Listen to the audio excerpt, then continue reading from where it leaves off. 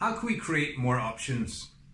Find more alternatives to decisions or problems we're facing? There's always different options available in almost everything. There's more than 30 different games we can play with a standard deck of 52 cards. There's more than a dozen ways in which we can cook an egg. Our mapping applications have many different routes to our destination, and I can tell you that even relatively simple software problems have different solutions. If we haven't thought of an option, then no matter how great it might be for us, we can't choose it. So let's explore how to be more creative. Number 1, challenge any constraints and beliefs. Some constraints are real. Others, whilst they might feel real, they exist only in our head. They're really just a self-limiting belief. Following the norm, what others do, the bandwagon effect, is a false constraint. It prevents us from seeing alternatives. My favorite example of an imagined self-limiting belief comes from running. Before 1954, the world considered it physically impossible for a human to run a mile in less than 4 minutes. It had become a holy grail in athletics. For decades, runners from different continents had been chasing this goal and failing. Until 1954, when without any technological advancement and in wet, bad conditions, Roger Bannister ran it in 3 minutes, 59 seconds. Then, just over a month later, someone else ran it faster. Then, within a year, 3 runners broke the 4-minute barrier in a single race. Suddenly, more and more were conquering a barrier that had been considered impossible. So, look for the beliefs you're currently holding and challenge them to see if they really should be limiting your choices. You can ask yourself, how long have I had this belief? Why do I believe it? Is it based on experience? If it is, then was it just one experience or many experiences? Did your parents have this belief and helpfully pass it on to you? Can you think of any exceptions to the belief? Look out for words like always. It always happens that way. Or never. I'll never be able to do that. Never is never right. Always is always wrong. Here's an example of a false constraint from my own life. I'm currently considering where to settle down. One of my closest friends proposed I relocate to his town in Italy. Now, I quite liked this idea, but dismissed it almost immediately. Why? Because I don't speak Italian. Whoa! Let's pause and examine this. Let's assume I must speak Italian to live there and ask, why do I not speak Italian? Is it due to some limitation in myself? I don't think so. It's more of a case of me never needing to speak Italian. A better question is, do I have the ability and motivation to learn Italian? Well, I speak French fluently. My Spanish is okay. So I guess I should be able to learn Italian. Maybe I'm too lazy.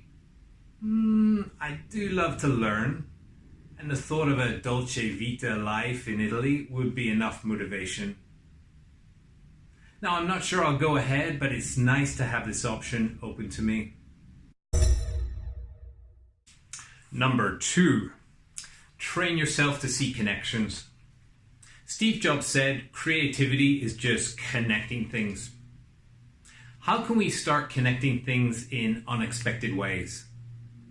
Well, we need to be aware of what's out there and why things are the way they are. So it starts with being inquisitive, finding interest in everything, even areas outside our usual domain that might initially seem boring or trivial. We can then break down our observations into their essential, most important parts. We're then in a position to play around, try different ways of integrating things, combining thoughts and processes in different ways. Does this go with that? Can this bit of knowledge help me with that problem?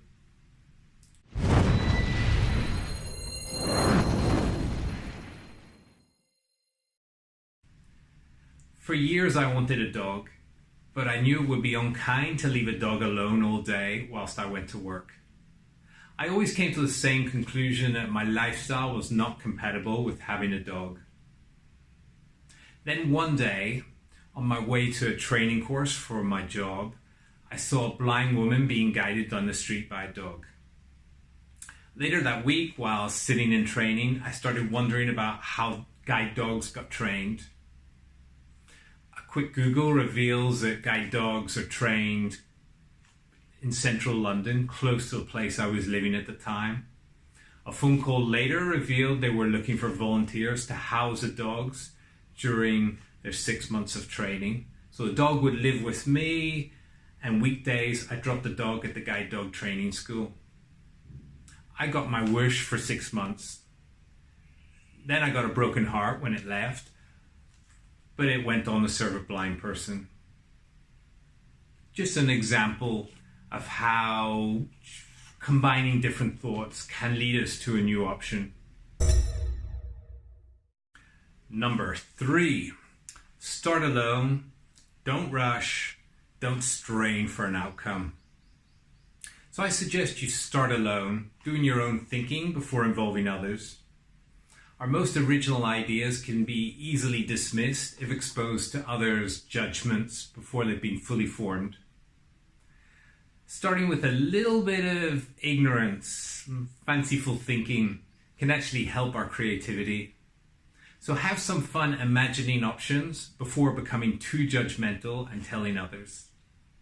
Afterwards, definitely do start chatting to others. Perhaps the ideas will grow further or evolve into something different, or be rightly dismissed based upon their viability.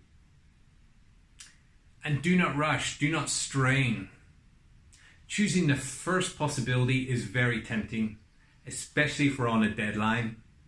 Actually, even if we're not on a deadline, most of us are keen to sort out things as soon as possible. Every time I find myself relocating to a new city, my tendency is to rush and choose the first okay-ish accommodation I find. I often miss out on better options. So when you find yourself wanting to jump on an option, pause, take a few deep breaths,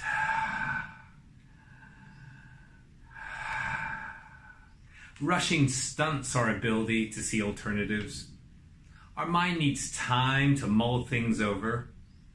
So take a break and do something else. It may feel like, unless we're actively focusing on something, we're not progressing. But research shows that taking a break actually helps. It allows time to collect more information, to listen to hunches, to experience bursts of creativity. Some call this subconscious work. You might have experienced it when you work very hard on a problem but don't find a solution.